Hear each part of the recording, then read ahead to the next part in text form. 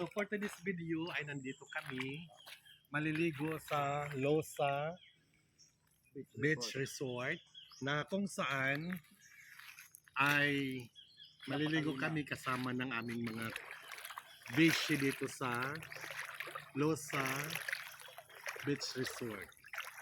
Guys, alam nyo, sadyang napakalinaw talaga ng dagat. Kung titignan natin, parang nasa beach tayo ng Boracay, ng Boracay. Kahit sa kabila guys na piyesta ngayon ng Losa, ay nandito kami. Para siyempre alam nyo na kung bakit. Diba? Sadyang napakalinaw talaga. Clear ng dagat. Gusto pa nga din. Daw pa nga di close to you. Closing remarks. Close sa akin nga di.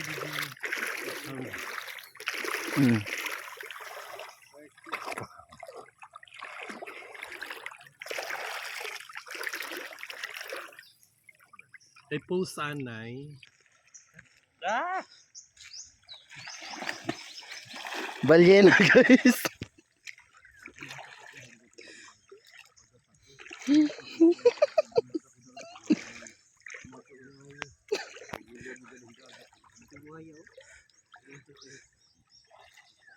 Humahabol talaga kami sa tag-init. Okay, matapos ang madaming reports, dito nag-unwind kami dito guys. Alam nyo guys, may naguha din sa amin ng tayom. Habang kami naghihintay at nagbablog, nandito kami. Sadyang napakasarap talaga ng dagat, lalong-lalo na kung malinis ang nasabing dagat na ito. Di ba guys? So mamaya pag uwi namin, may naghihintay na nag-imbita sa amin. Dahil nga, inuulit ko, piyesta ngayon ng Barangay Losa, Daramsama.